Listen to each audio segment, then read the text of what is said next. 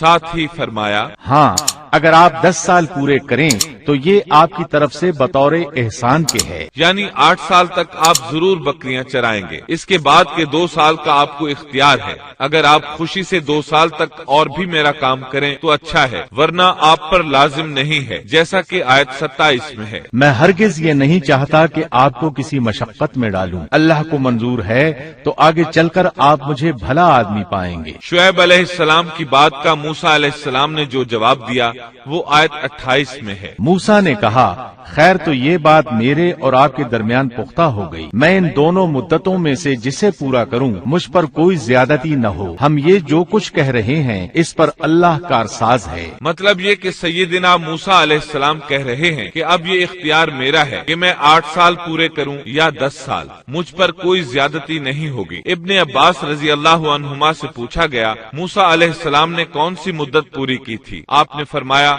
उन्होंने 10 साल पूरे किए थे। मूसा अलैहिस्सलाम ने उधर 10 साल पूरे किए, यानी अपना अहद पूरा किया। अब उन्हें ख्याल आया कि काफी वक्त गुजर चुका है और हालात भी बदल चुके हैं, लिहाजा अब मैं वापस मिस्र जा सकता हूँ। अपनी वालिदा, अपने भाई और बहन से मिलना चाहिए। जब मूसा ने मुद्दत पूरी कर ली और अपने घर वालों को लेकर चले, मतलब ये कि 10 साल पूरे कर लिए, अब अपनी बीवी को लेकर मिस्र की तरफ रवाना हुए। लेकिन आप मिस्र का रास्ता तो जानते ही न थे, किसी से पूछना चाहते थे। रात सर्द थी, सर्दी पूरे जोरों पर थी। इनके पास आग जलाने के लिए कुछ न था, इन्हें आग की तलाश थी। अल्लाह ताला सूरह ताहा आयत 9 ता 10 में फरमाते हैं, तुझे मूसा का किस्सा भी मालूम है जबकि उसने आग देखी। मूसा अलैहिस्सलाम को दूर, बहुत दूर पहाड़ की चोटी पर आग नजर आई और इन्हें आग की शदीद जरूरत थी ताकि आग ताप सकें और उसके जरिए रास्ता देख सकें। और रात इंतहाई सर्द और तारीक थी और ये सब तकदीर इलाही है। वही जात है जिसने रात को तारीक और सर्द बनाया था। उसी ने आग की शदीद हाजत पैदा की थी ताकि आपको नबुव्वत से सरफराज किया जा सके। इन्होंने आग देखी तो अपने घर वालों से कहा, मुझे आग दिखाई दी है, बहुत मुमकिन है कि मैं इसका कोई अंगारा तुम्हारे पास लाऊं या आग के पास से रास्ते की इत्तला पाऊं। जब मूसा अलैहिस्सलाम आग के करीब पहुंच गए तो वहां एक अजीब ही नजारा था। कुरान करीम ने और भी कई मंजर बयान फरमाए हैं, लेकिन ये मंजर उन सब से अनोखा मंजर था। ये आग नहीं थी बल्कि एक बहुत बड़े कांटेदार दरख्त के अंदर से नूर निकल रहा था, या यूं कह लें कि दरख्त से आग के शोले निकल रहे थे। मूसा अलैहिस्सलाम बहुत हैरान हुए। जरा और करीब हुए तो दरख्त और ज्यादा मुनव्वर नजर आया। फिर इंतहाई करीब चले आए, तब उस दरख्त में से आवाज सुनाई दी। ये आवाज अल्लाह सुब्हानहू व तआला और एक इंसान के दरमियान बराह रास्त खिताब था। इस जैसे खिताब की मिसाल और कहीं नहीं मिलती। सूरह ताहा आयत 11 और 12 में है। जब वो वहाँ पहुँचे तो आवाज दी गई, ऐ मूसा, यकीनन मैं ही तेरा परवरदिगार हूँ, तू अपने जूते उतार दे इसलिए कि तू पाक मैदान तवा में है। सूरह ताहा आयत 13 ता 16 में अल्लाह ताला फरमाते हैं, और मैंने तुझे मुंतखब कर लिया है, अब जो वही की जाए उसे कान लगाकर सुन। बेशक मैं ही अल्लाह हूँ, मेरे सिवा कोई इबादत के लायक नहीं, बस तू मेरी ही इबादत कर और मेरी याद के लिए नमाज कायम रख। क़यामत यकीनन आने वाली है जिसको मैं पोशीदा रखना चाहता हूँ ताकि हर शख्स को वो बदला दिया जाए जो उसने कोशिश की हो। बस अब उसके यकीन से तुझे कोई ऐसा शख्स रोक न दे जो उस पर ईमान न रखता हो और अपनी ख्वाहिश के पीछे पड़ा हो, वरना तू हलाक हो जाएगा। कुरान करीम में ये मजमून दीगर मकामात पर भी बयान हुआ है। सूरतुल क़सस आयत 30 में है, बस जब वहाँ पहुँचे तो उस बाबरकत जमीन के मैदान के दाएं किनारे के दरख्त में से आवाज दिए गए कि ऐ मूसा, यकीनन मैं ही अल्लाह हूँ, सारे जहानों का परवरदिगार। अल्लाह ताला ने बराह रास्त उनसे कलाम फरमाया, उनसे खिताब किया और अपनी अजमत को उनके सामने जाहिर किया। फिर पूछा,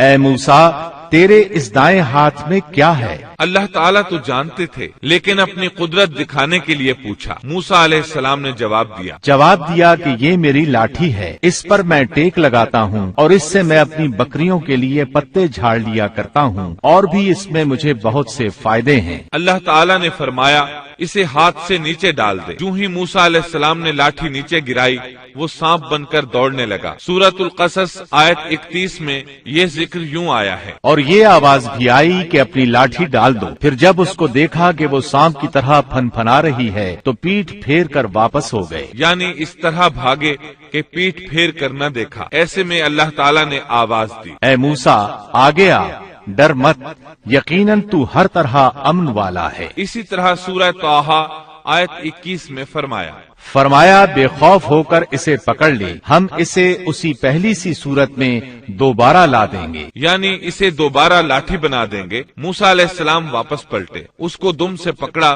تو وہ پھر لاٹھی بن گئی۔ اب اللہ تعالیٰ نے فرمایا، اور اپنا ہاتھ اپنی بغل میں ڈال لے۔ سورۃ القصص آیت 32 میں الفاظ یوں ہیں، اپنے ہاتھ کو اپنے گریبان میں ڈال۔ دونوں جملوں کا ایک ہی مطلب ہے کہ اپنے ہاتھ کو کپڑے کے نیچے سے داخل کر کے اپنی بغل تک لے جا۔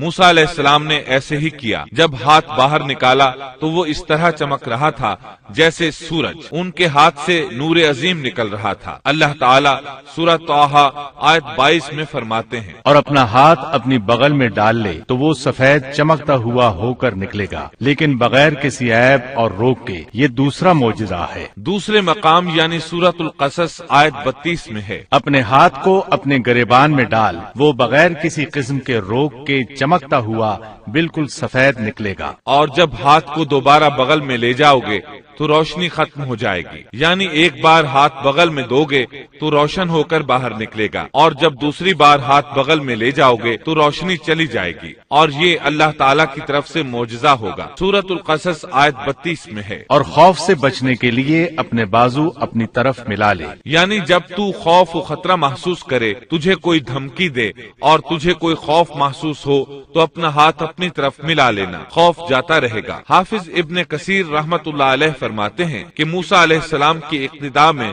جو شخص بھی گھبراہٹ کے موقع پر اپنے دل پر ہاتھ رکھے گا تو اس کے دل سے خوف جاتا رہے گا یا کم از کم ہلکا ہو جائے گا انشاءاللہ۔ اللہ تعالیٰ سورۃ القصص آیت 32 میں فرماتے ہیں، بس یہ دونوں معجزے تیرے لیے تیرے رب کی طرف سے ہیں، فرعون اور اس کی قوم کی طرف، یقیناً وہ سب کے سب بے حکم اور نافرمان لوگ ہیں۔ آگے اللہ تعالیٰ فرماتے ہیں، یہ اس لیے کہ ہم تجھے اپنی بڑی بڑی نشانیاں دکھانا چاہتے ہیں۔ اس کے بعد سورہ طٰہٰ آیت 24 میں یہ حکم ملتا ہے، اب تو فرعون کی طرف جا، اس نے بڑی سرکشی مچا رکھی ہے۔ موسیٰ علیہ السلام نے اللہ تعالیٰ سے ان الفاظ میں عرض کی، موسیٰ نے کہا، اے میرے پروردگار، میرا سینہ میرے لیے کھول دے اور میرے کام کو مجھ پر آسان کر دے اور میری زبان کی گرہ بھی کھول دے، یعنی میری زبان میں لکنت ہے، جب تک میری زبان کی یہ حالت ہے میں انہیں کس طرح دعوت دوں گا، جیسا کہ سورہ طٰہٰ آیت 27 اور 28 میں ہے، اور میری زبان کی گرہ بھی کھول دے تاکہ لوگ اچھی طرح میری بات کو سمجھ سکیں۔ حافظ ابن کثیر رحمت اللہ علیہ فرماتے ہیں کہ آپ کے بچپن کے زمانے میں آپ کے سامنے کھجور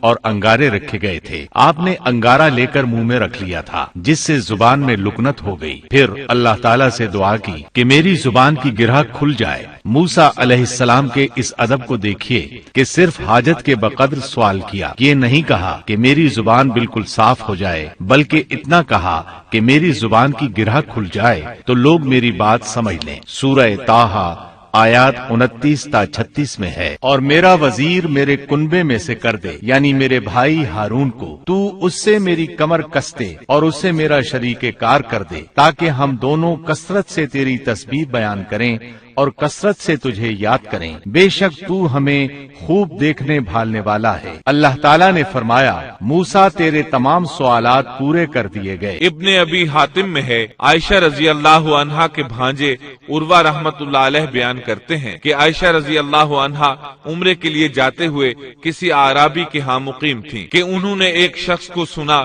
جو پوچھ رہا تھا کہ دنیا میں کس بھائی نے اپنے بھائی کو سب سے زیادہ نفع پہنچایا۔ اس سوال پر تمام لوگ خاموش ہو گئے اور کہہ دیا کہ ہمیں اس کا علم نہیں۔ اچانک ایک شخص بولا کہ اللہ کی قسم مجھے اس کا علم ہے۔ عائشہ رضی اللہ عنہا فرماتی ہیں کہ اس شخص کی بات سن کر میں نے دل میں کہا یہ شخص کتنی بڑی جسارت کر رہا ہے کہ انشاءاللہ کہے بغیر اس نے قسم اٹھا دی۔ پھر لوگوں نے اس سے کہا کہ بتاؤ۔ اس نے کہا موسیٰ علیہ السلام، جنہوں نے اپنی دعا سے اپنے بھائی ہارون کو نبوت دلوائی۔ عائشہ رضی اللہ عنہا فرماتی ہیں کہ میں یہ بات سن کر دنگ رہ گئی اور دل میں کہا کہ واقعی اس سے زیادہ کوئی بھائی اپنے بھائی کو فائدہ نہیں پہنچا سکتا۔ اللہ نے سچ فرمایا ہے کہ موسیٰ علیہ السلام اللہ کے پاس بڑے آبرودار تھے۔ اس طرح موسیٰ علیہ السلام کی سفارش سے اللہ تعالیٰ نے ہارون علیہ السلام کو نبوت عطا فرما دی۔ اس موقع پر موسیٰ علیہ السلام نے جو کہا سورۃ القصص آیت 33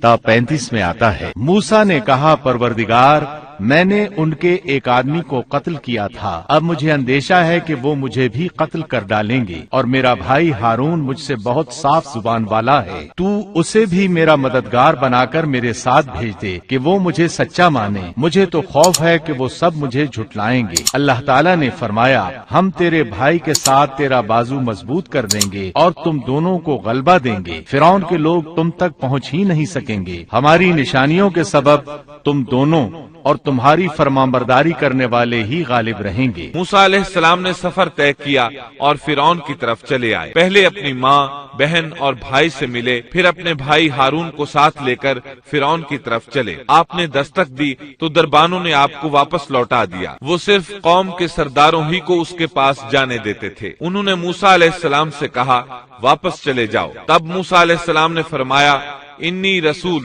میں تو قاصد ہوں، پیغام لے کر آیا ہوں۔ اب قاصد تو دوسرے بادشاہوں کے ہوتے تھے، انہیں تو اندر جانے دیا جاتا تھا، چنانچہ دربانوں نے آپ کو بھی اندر جانے دیا اور وہ آپ کو پہچان نہ سکے، لیکن فرعون نے انہیں پہچان لیا۔ یہ منظر قرآن کی بہت سی آیات میں بیان ہوا ہے۔ سورۃ الشعراء آیت 15 میں ہے، اللہ نے فرمایا ہرگز ایسا نہ ہوگا، تم دونوں ہماری نشانیاں لے کر جاؤ، ہم خود سننے والے تمہارے ساتھ ہیں۔ فرعون نے موسیٰ علیہ السلام کو پہچان دیا، کہنے لگا تو موسیٰ ہے؟ جواب ملا ہاں۔ فرعون نے جو کچھ کہا سورۃ الشعراء آیت 18 تا 22 میں ہے۔ فرعون نے کہا کیا ہم نے تجھے تیرے بچپن کے زمانے میں اپنے ہاں نہیں پالا تھا اور تو نے اپنی عمر کے بہت سے سال ہم میں نہیں گزارے، پھر تو اپنا وہ کام کر گیا جو کر گیا اور تو ناشکروں میں سے ہے۔ موسیٰ نے جواب دیا میں نے یہ کام اس وقت کیا تھا جب میں راستہ بھولے ہوئے لوگوں میں سے تھا، پھر تم سے خوف کھا کر میں بھاگ گیا، پھر مجھے میرے رب نے حکم اور علم دیا اور مجھے اپنے پیغمبروں میں سے کر دیا۔ مجھ پر کیا تیرا یہی احسان ہے جسے تو جتا رہا ہے کہ تو نے بنی اسرائیل کو غلام بنا رکھا ہے؟ موسیٰ علیہ السلام نے یہ باتیں فرعون سے پورے روب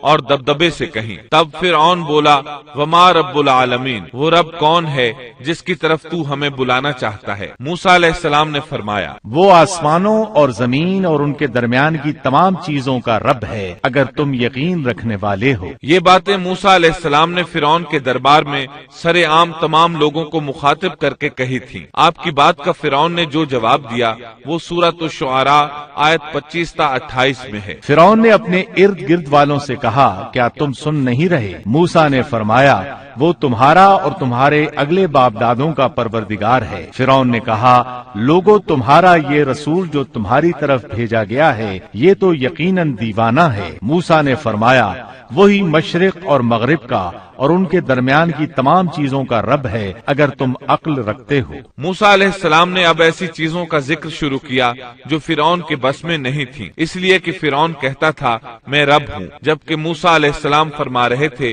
آسمانوں کا، زمینوں کا، مشرق اور مغرب کا رب اللہ ہے۔ اور یہ وہ چیزیں تھیں جن کو سب جانتے تھے کہ یہ فرعون کی دسترس میں نہیں ہیں۔ جب معاملہ یہاں تک پہنچ گیا یعنی خطرناک حد تک پہنچ گیا تو فرعون نے ان الفاظ میں دھمکی دی۔ فرعون کہنے لگا سن لے، اگر تو نے میرے سوا کسی اور کو معبود بنایا تو میں تجھے قیدیوں میں ڈال دوں گا۔ جواب میں موسیٰ علیہ السلام نے فرمایا اگرچہ میں تیرے پاس کوئی ظاہر چیز لے آؤں۔ جواب میں فرعون نے کہا اگر تو سچوں میں سے ہے تو اس کو پیش کر۔ اب وقت آ چکا تھا کہ موسیٰ علیہ السلام اس کے سامنے معجزات ظاہر فرماتے۔ سورہ طٰہٰ آیات 47 تا 51 میں یہ ذکر اس طرح ملتا ہے ہم تیرے پروردگار کے بھیجے ہوئے ہیں، تو ہمارے ساتھ بنی اسرائیل کو بھیج دے، ان کی سزائیں ختم کر دے، ہم تو تیری طرف تیرے رب کی طرف سے نشان لے کر آئے ہیں، اور سلامتی اسی کے لیے ہے جو ہدایت کا پابند ہو جائے۔ ہماری طرف وحی کی گئی ہے کہ جو جھٹلائے اور روگردانی کرے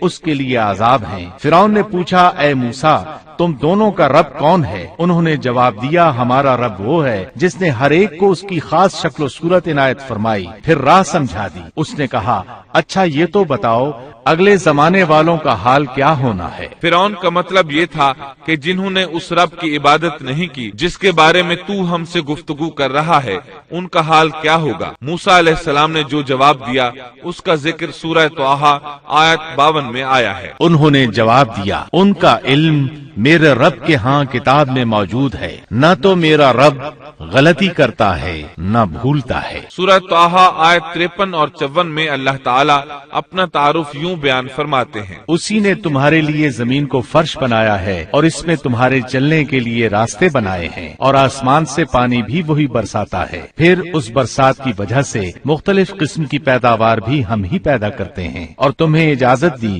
کہ خود بھی کھاؤ اور اپنے مویشی بھی چراؤ۔ ان سب چیزوں میں عقل والوں کے لیے اللہ کی قدرت کی نشانیاں ہیں۔ اب وہ موقع آ پہنچا تھا کہ ان کے سامنے نشانیاں اور معجزات ظاہر کیے جائیں۔ فرعون بولا، اچھا اگر تو اپنے دعوے میں سچا ہے تو نشانیاں پیش کر۔ سورۃ الشعراء آیت 32 اور 33 میں ہے۔ موسیٰ نے اسی وقت اپنی لاٹھی ڈال دی جو اچانک کھلم کھلا اژدہا بن گئی، اور اپنا ہاتھ بغل میں دے کر نکالا تو وہ اچانک دیکھنے والوں کے لیے چمکنے لگا۔ مطلب یہ کہ موسیٰ علیہ السلام نے دو عظیم معجزات ظاہر کیے۔ ان کو دیکھتے ہی فرعون اور اس کے درباری سب حیرت زدہ رہ گئے۔ انہوں نے دانتوں تلے انگلیاں دبا لی، لیکن فرعون نے فوراً پینترا بدلا۔ وہ ڈر گیا تھا کہ کہیں اس کا کوئی درباری اسلام نہ قبول کر لے، چنانچہ فوراً بول اٹھا، کہنے لگا، اے موسیٰ، تم ہمارے پاس اس لیے آئے ہو کہ ہمیں ہمارے ملک سے اپنے جادو کے زور سے نکال دو۔ یعنی تو نے جادوگروں والا کرتب دکھایا ہے۔ ہم اچھی طرح جانتے ہیں کہ یہ جادو کی سرزمین ہے، یہاں بڑے بڑے جادوگر رہتے ہیں، لیکن یہ جادو عجیب سا ہے۔ کیا تیرا ارادہ یہ ہے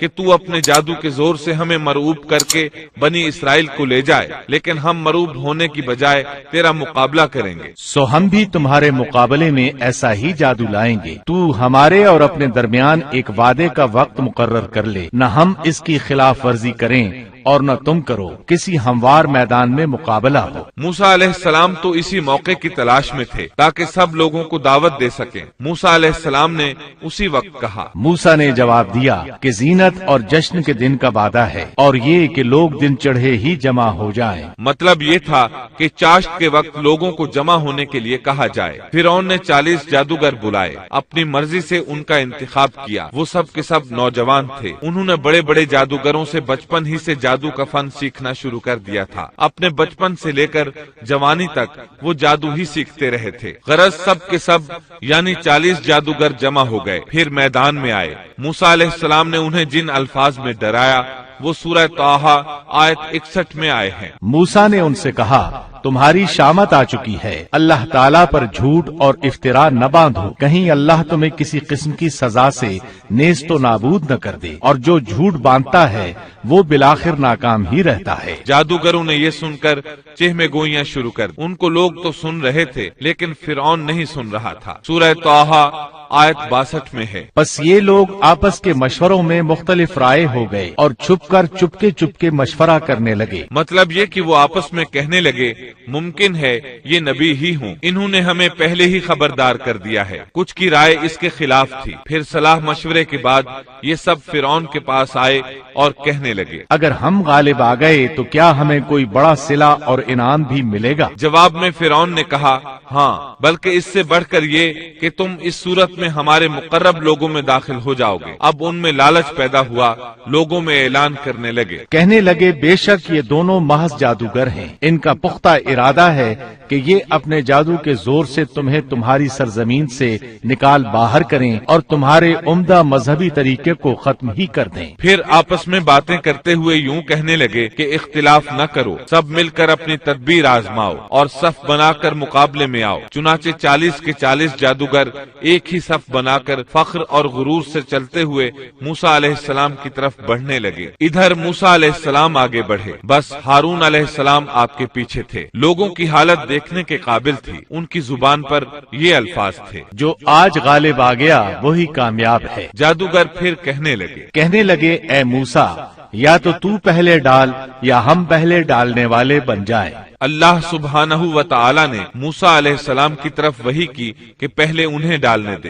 جواب دیا کہ نہیں، تم ہی پہلے ڈالو۔ ان جادوگروں کے پاس لاٹھیاں اور رسیاں تھیں، انہوں نے وہ میدان میں ڈال دی۔ دیکھتے ہی دیکھتے وہ لکڑیاں اور رسیاں حرکت کرنے لگی، عجیب و غریب شکل و صورت میں بڑی تیزی سے ادھر ادھر آنے جانے لگی۔ سورہ طٰہٰ آیت 66 میں اللہ تعالیٰ فرماتے ہیں، اب تو موسیٰ کو یہ خیال گزرنے لگا کہ ان کی رسیاں اور لکڑیاں ان کے جادو کے زور سے دوڑ بھاگ رہی ہیں۔ سورۃ الاعراف آیت 116 میں اس واقعے کو اللہ تعالیٰ نے یوں بیان کیا ہے، جب انہوں نے ڈالا تو لوگوں کی آنکھوں پر جادو کر دیا اور ان کو دہشت زدہ کر دیا اور ایک طرح کا بہت بڑا جادو بنا لائے۔ جادو کے کرتب سے لوگوں کی آنکھوں پر جادو کر دیا، بس سب کو یوں دکھائی دیتا تھا کہ یہ سب سانپ ہیں۔ سب لوگ خوف زدہ سے ہو گئے۔ موسیٰ علیہ السلام نے بھی کچھ خوف سا محسوس کیا کہ یہ کیسا جادو ہے۔ اسی وقت اللہ تعالیٰ نے موسیٰ علیہ السلام کو تسلی دی اور فرمایا، ہم نے کہا کچھ خوف نہ کر، یقیناً تو ہی غالب اور برتر رہے گا، تیرے دائیں ہاتھ میں جو ہے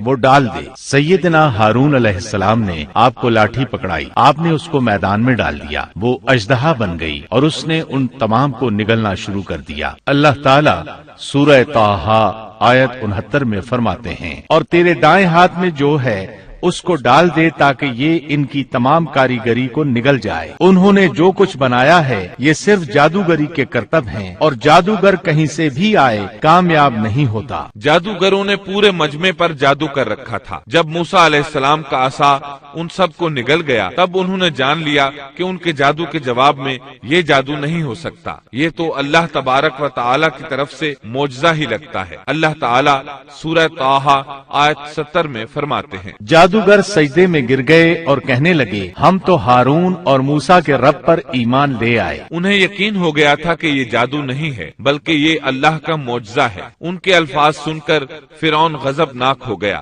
آگ بگولا ہو گیا، اس لیے کہ 40 کے 40 جادوگر سجدے میں گر گئے تھے۔ وہ بولا، میری اجازت سے پہلے ہی تم اس پر ایمان لے آئے، یعنی تم نے مجھ سے پوچھا تک نہیں، مشورہ نہیں کیا اور اس پر ایمان لے آئے۔ بے شک یہی تمہارا وہ بڑا بزرگ ہے جس نے تمہیں جادو سکھایا ہے۔ مطلب یہ کہ یہ تمہارا استاد ہے اور تمہارا یہ پہلے سے طے شدہ پروگرام تھا۔ چنانچہ وہ کہنے لگا، بے شک یہ ایک سازش تھی جس پر تم نے اس شہر میں عمل کیا تاکہ تم سب اس شہر سے یہاں کے رہنے والوں کو باہر نکال دو۔ اب وہ انہیں دھمکیاں دینے پر اتر آیا، جیسا کہ سورہ طٰہٰ آیت 71 میں ہے، سن لو، میں تم سب کے ہاتھ اور پاؤں مخالف سمتوں میں کٹوا کر تم سب کو کھجوروں کے تنوں پر لٹکوا دوں گا، اور تمہیں معلوم ہو جائے گا کہ ہم دونوں میں سے کس کا عذاب زیادہ سخت اور دیر پا ہے۔ اس پر جادوگروں نے جو جواب دیا وہ سورہ طٰہٰ آیت 72 میں آیا ہے، ان لوگوں نے جواب دیا کہ ہم ان دلائل اور اس ذات کے مقابلے میں تجھے کبھی ترجیح نہیں دیں گے جس نے ہمیں پیدا کیا ہے۔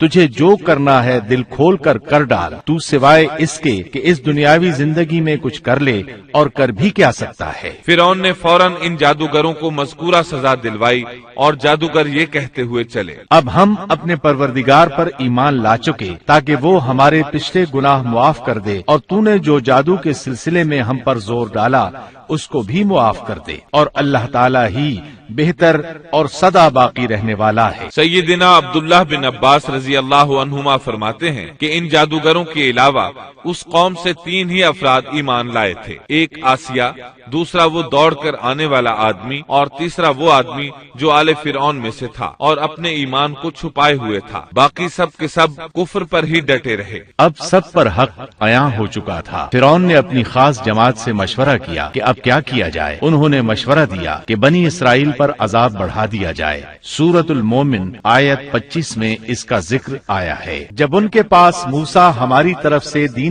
حق لے کر آئے تو انہوں نے کہا، جو اس کے ساتھ ایمان لانے والے ہیں ان کے لڑکوں کو مار ڈالو اور ان کی لڑکیوں کو زندہ رکھو۔ کافروں کی جو ہیلا سازی ہے وہ غلطی ہی میں ہے۔ اب بنی اسرائیل پر दोबारा आजमाइश का मरहला शुरू हो गया। फिरौन कहने लगा, और फिरौन ने कहा, मुझे छोड़ो कि मैं मूसा को मार डालूं। उसे चाहिए कि अपने रब को पुकारे।